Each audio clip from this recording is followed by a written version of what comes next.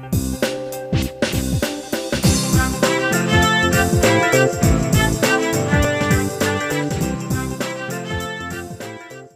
pleasant day to all of you, my dear grateful learners. I am your English teacher, Mr. Julius Peredo Bunagan, and you can call me Sir Jules. Get ready with your learning activity sheet, a pen, and a notebook for you to write on the important points. And as we go on with our lesson, you will be asked to answer some activities and do some tasks. Don't worry, kids. As long as you will listen and watch carefully with this video, it is easier for you to understand our lesson. Make sure that you have already eaten your breakfast or merienda. And of course, you have already set your mind free from noise and any distractions. Look at this. Try to look at its content. What is all about the image? What specific event is it? When did a Brainian Kawayan Festival happen as indicated in this image? Going back at our image a while back, what specific event is indicated? Yes, it's the Brainian Kawayan Festival. When did it happen? It happened last March 2019. Is the event happened in the past or still be happened? Very good. It is happened in the past since 2019 is over. The word last and the prepositional phrase since 2019 are some of the examples of words and phrases showing past event, meaning the action is already finished and we call it the past form of the verb as the main focus of our discussion. The past form of the verb or past tense is used to express an action that happened at a definite time in the past. Time expressions such as a minute ago, yesterday, last week, this morning, a decade ago, a while back, and many more are used with the past form. It only means that the action is already been done. It is already finished. There are ways to form the past form or past tense of the verb. Let's take them one by one. Number 1, add ed to the verb. Let's take these examples. In the first column, we have the base form, while in the second column, we have the past form. Walk, walked.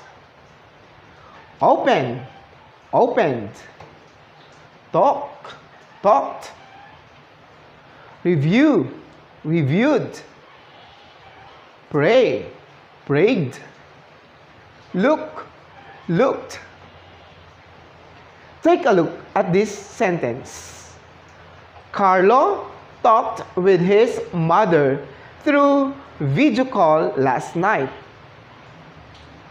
What is the verb used in the sentence? The verb used is talked. When did Carlo talk with his mother? He talked with his mother last night. Last night is the time expression used to show that the action happened in a definite time in the past. Therefore, ed is added with the verb talked.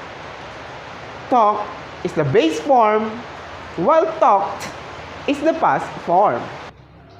Number 2, Add D to verbs that end with E.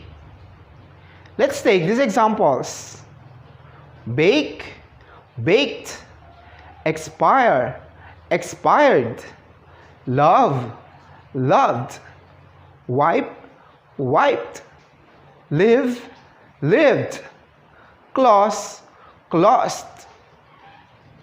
Take a look at this sentence. Who says go only load expired yesterday? What is the verb used in the sentence? The verb used in the sentence is expired. When did who says go only load expire? It expired yesterday. The sentence shows that the action is happened in the past. Therefore, D is added to the verb expire. Expire is the base form and expired is in the past form. To one-syllable verbs with a short vowel sound, double the last consonant and add ed. Let's take these examples. Jag, jagged. Mop, mopped. Plan, planned. Rub, rubbed. Hop, hopped. Clap, clapped. Let's study this sentence. We jogged along the Manabo Bridge a minute ago. What is the verb used in the sentence? Jog is used as the action of the sentence. When did we jog along the Manabo Bridge? What time expression is used? We jogged a minute ago.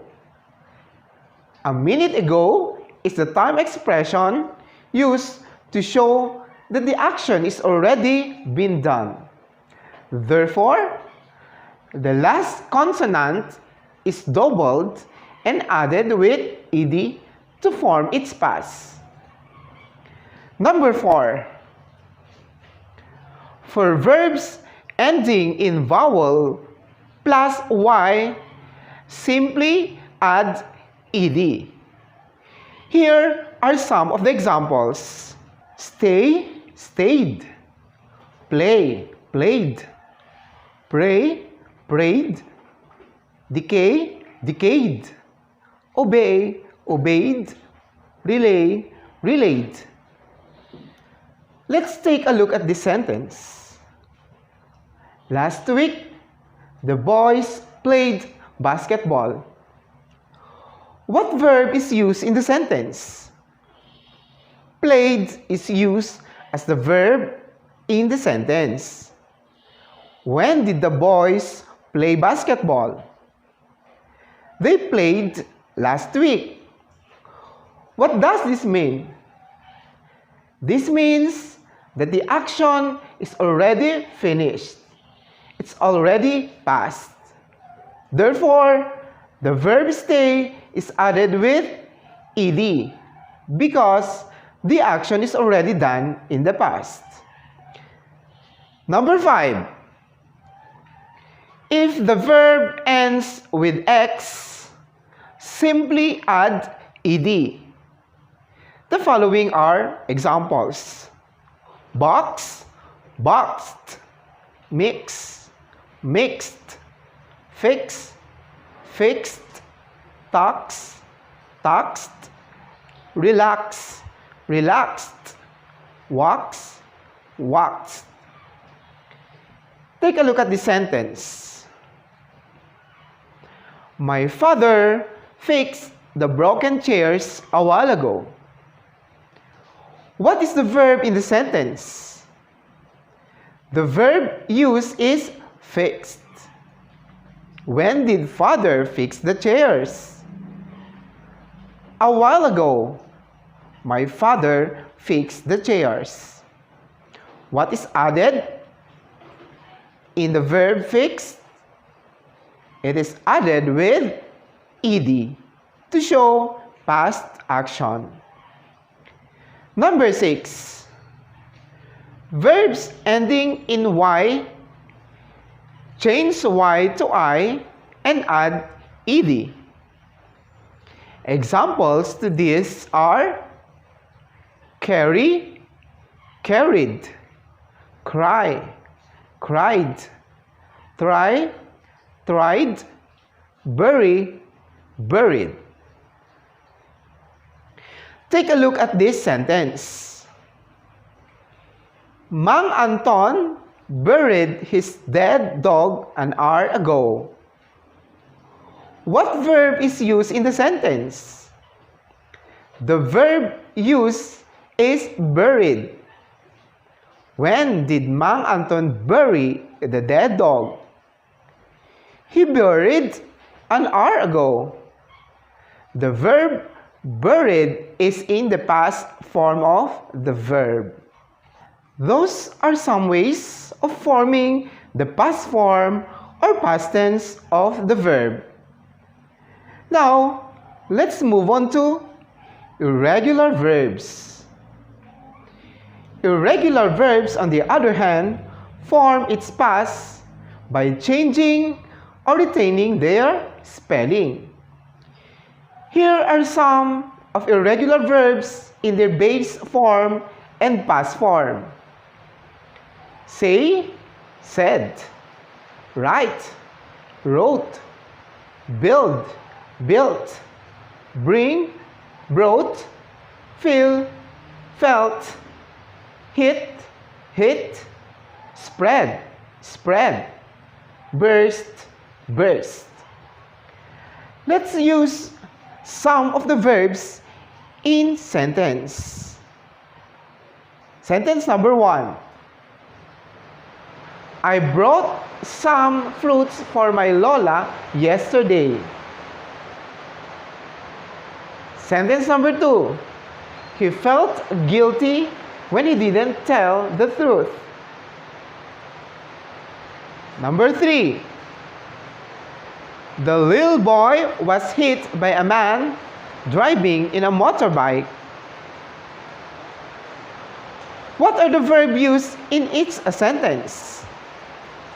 The verbs were brought, felt, hit. The verbs brought, felt, and hit are irregular verbs in their past form. There is no certain rule in forming the past tense of irregular verbs. Instead, they should be memorized. Is there any question regarding the past form of regular and irregular verbs? Is it clear for everybody? If yes, and that's great. At this point, I'm going to test whether you have understood the lesson. How do we form the past form of regular verbs? Yes, very good. We simply add the or ed to the verb. Who can give me an example? Correct. Print, printed. Note, noted. How about irregular verbs? How do we form the past tense of irregular verbs? Exactly. We change or retain the spelling. Who can give me example? Yes. Fight, fought. Put, put. Congratulations, children, for you have done a great job. Before we end up, let me remind you to study hard. Don't forget to answer all the activities in your learning activity sheets. Be patient enough to read, read, and read. For reading is learning. Congratulations once again, and hope you have learned a new one. This is Sir Jules saying that education is the best weapon to combat poverty. God bless us all, and together we say, to God always be the glory.